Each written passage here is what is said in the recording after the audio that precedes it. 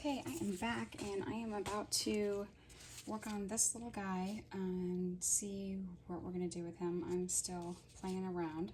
This guy is looking pretty cute so far. Still not done.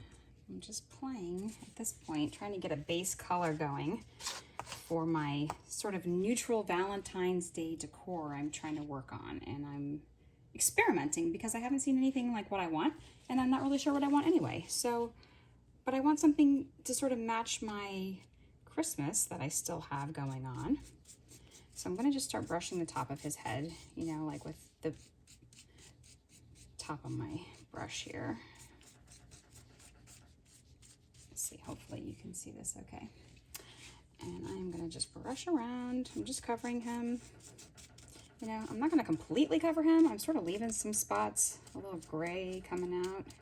So that's why it's fine not to be perfect. But like the hat, I tried to make, you know, nice, like that way it looks like a nice solid little gnome head, you know. And then his boots I'm probably gonna do very solid too because, you know, they're boots. But like right in here, I'm kind of leaving some of the little gray spots in his arms and sleeves. That way, again, when you want a rustic or vintage look, you want to sort of leave some of those spots open a little bit. And then I'm gonna, you know, I'll touch up wherever I touch because then I'll have little spots. But it's kind of funny because then you have these little fingerprints. Like when I do my gilding, I use my gloves obviously because you don't want to get gilding wax all over you. It's kind of, you know, difficult when it gets on your skin. You want to use gloves, so you'll see they're all gilded. And I recycle, so I keep using my gloves until they're not usable. But the gilding leaves a nice little, you know, it can leave some thumbprints and some really interesting marks, so it makes it very unique, and then it's yours, you know, when you make it with your own fingerprints and things like that, you know, or again, have your kids do it or whatever, you know, because obviously like that's something too that you can, it's a craft you can even do with them. So here we go, like you see, even where my fingers touch, like it kind of took off some of the paint, and I sort of like how that looks. So I'm actually gonna sort of smush him now because that was a happy accident. So I'm gonna sort of smush, there we go, a little bit more light in the garage.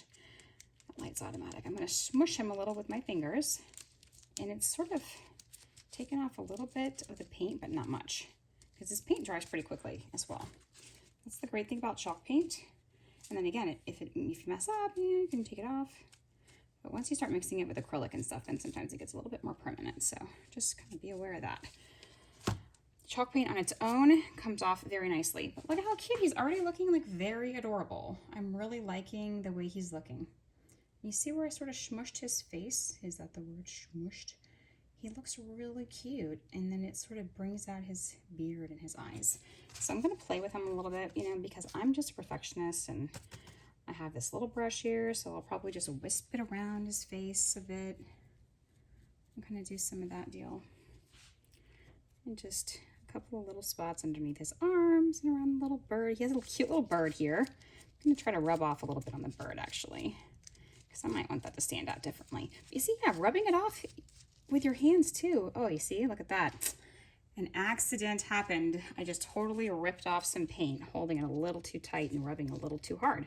So now I'm gonna have to kind of touch that bad boy up right there. That happens too, so careful, be careful. So I tell my daughter, careful. Okay, here we go. All right, he's looking pretty cool. I'm liking him. I'm gonna be careful because now that I just sort of, you know, smushed off his, I smushed a little too hard, right? I got a little excited smushing. So let's try to be careful here. I'm gonna just sort of wiggle him over to let him dry for a hot minute. And then we move on to something else with this nice coppery metallic color. I'm really liking this. It's very, it kind of looks like my braid. Look at my braid. It's so long. I'm trying not to get it in the paint. Anyway, so here we go. I think we are looking really good. I am going to finish right now with this. I need my music back on, and it is not, you know, G-rated music because I'm listening to some good old-fashioned 90s. So on Pandora, y'all. So I'll be back, and I will show you how the next stage goes. For now, I'm going to start these hearts and X's and O's with my red farmhouse red, actually chalky smooth finish Rust-Oleum chalk paint. Let's see how this goes. See you soon.